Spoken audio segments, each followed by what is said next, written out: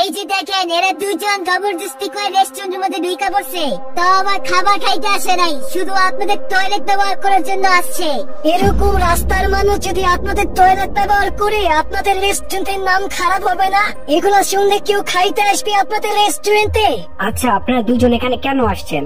আমাদের রেস্টুরেন্টের সম্পূর্ণ ফ্যাসিলিটিস আমাদের গেস্টদের জন্য। বাইরের কেউ আমাদের রেস্টুরেন্টে বুকিং না করে আসতে পারে না। ম্যানেজার, ওদেরকে ঘাড় ধাক্কা দিয়ে বের করে দেন এখান থেকে, তাহলে বুঝবে ওরা এত বড় রেস্টুরেন্টে বুকিং না করে টয়লেট ব্যবহার করার কি মজা। আচ্ছা, আপনারা এখান থেকে বের হয়ে যান, আমার যেন আর বলা না লাগে। তা না হলে কিন্তু সিকিউরিটি গার্ড এসে আপনাদেরকে বের করে দিবে, সেটা কিন্তু মোটেও ভালো হবে না আশা করি। প্লিজ চলো এখান থেকে, আমরা চলে যাই। না না, আমরা কোথাও যাব না, তুমি দাঁড়াও এখানে।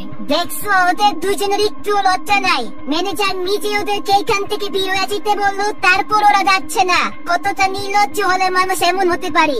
দেখেন, আপনারা এক্ষুনি এখান থেকে বের হয়ে যান, না হলে কিন্তু আমি এক্ষুনি সিকিউরিটি গার্ডকে ডাক দিব, পরে সেটা ভালো হবে না বলে দিলাম। আচ্ছা, ওনারা দুজন আপনাদের গেস্ট, আমরা আপনাদের গেস্ট না? আমরা কি আপনাদের গেস্ট হইতে পারি না? আপনি দেখেন, আমি এখানে একটা টেবিল বুক করছি। প্রিমিসের এই কথা শুনে সবাই একদম চমকে যায়।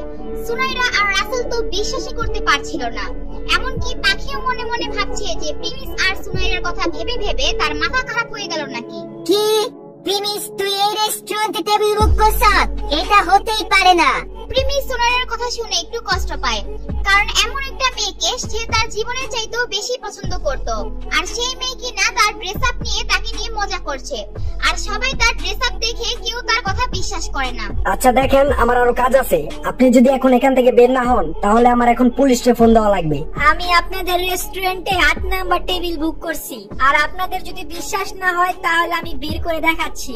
এরপর প্রিমিস তার মোবাইল বের করে টেবিল বুকিং এর কনফার্মেশন দেখায়। সেখানে সে দেখায় যে তাদের রেস্টুরেন্টের 8 নম্বর টেবিলটি সে বুক করেছে। ও মিথ্যা কথা বলতেছে, টেবিল নাম্বার 8 তো রাসেল বুক করছে। ম্যানেজার, ও মিথ্যা কথা বলতেছে। এত কিছু হওয়ার পরও সুনাইরা তার মুখ বন্ধ করছে না। এরপর ম্যানেজার প্রিমিসের ফোনটা হাতে নিয়ে সে দেখতে থাকে, আর যখনই সে টেবিল বুকিং এর মেসেজটি দেখতে পায়, তখন সে অবাক হয়ে যায় আর সম্মানের সাথে প্রিমিসের মোবাইলটি ফেরত দিয়ে দেয়। সরি স্যার, আমার ভুল হয়ে গেছে, আমাকে মাফ করবেন। আমি আসলে আপনাদেরকে চিনতে পারি নাই।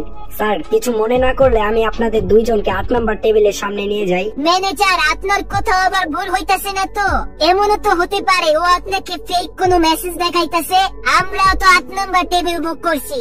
এরপর রাসেল তার মোবাইল বের করে ম্যানেজারকে দেখায় যে তারাও 8 নাম্বার টেবিল বুক করেছে। তারপর ম্যানেজার যখন মেসেজটি দেখে আর মুচকি হাসি দিয়ে বলে, আরে এটা তো রেগুলার টেবিল, আপনারা যেটা বুক করছেন সেটা রেগুলার টেবিল, আর প্রিমিস সাহেব যেটি বুক করছেন সেটি আমাদের এই রেস্টুরেন্টের সবচেয়ে এক্সপেন্সিভ ভিআইপি টেবিল।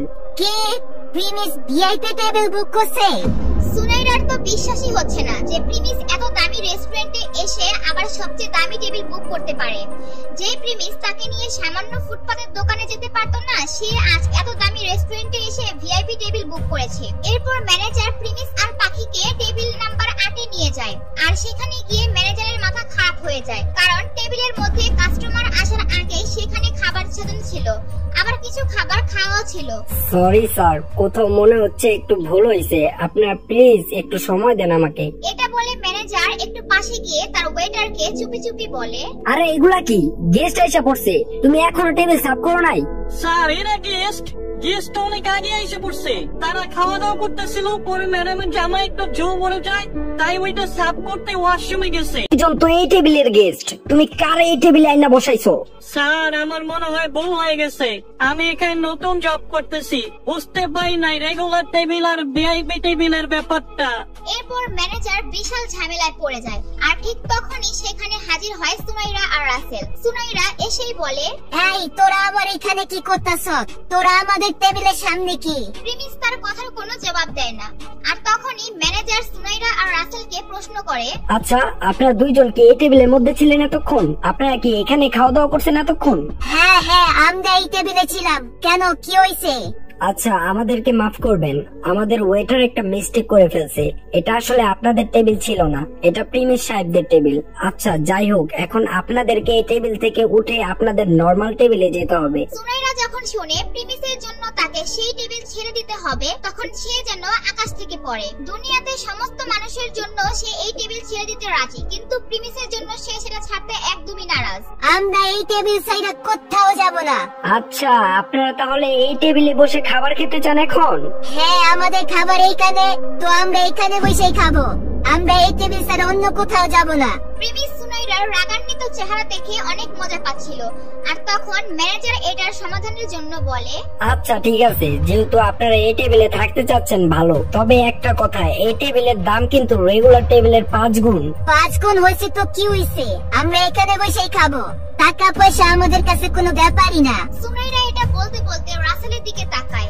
সে কোনোভাবেই প্রিমিসের সামনে নিজেকে ছোট করতে চায় না। তার পাশে ভিআইপি টেবিলে বসে প্রিমিস খাবে, সে এটা কখনোই মেনে নিতে পারবে না।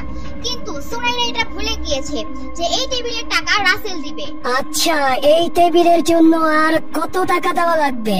রাসেলের এই কণ্ঠস্বর শুনে প্রিমিস হেসে দেয়, আর সে তার মুখটি অন্যদিকে ঘুরিয়ে ফেলে। আমাদের রেগুলার টেবিল হচ্ছে 5000 টাকা করে, আর এটা যেহেতু ভিআইপি টেবিল, তার জন্য 25000 টাকা, আর রিজার্ভ করা তার জন্য এক্সট্রা আরো 10000 টাকা দেওয়া লাগবে, টোটাল 35000 টাকা। এটা শুনে রাসেল চমকে যায় আর একদম চুপ হয়ে যায়, আর মনে মনে বলতে থাকে, এটা তো আমি অ্যাফোর্ডই করতে পারবো না। আর সে এটা সবার সামনে বলতে পারবে না বলে সে সুনাইরাকে নিয়ে একটু দূরে গিয়ে আস্তে আস্তে বলে, সুনাইরা, চলো আমরা কোনো নরমাল টেবিলে গিয়ে বসি, এখানে থাকলে প্রবলেম হয়ে যাবে। আরে এই টেবিলটা তো অনেক সুন্দর ছিল, আর কি প্রবলেম হবে এখানে? আরে সুনাইরা, তুমি বুঝতেছো না, ঝামেলা হয়ে যাবে, তুমি চলো এখান থেকে।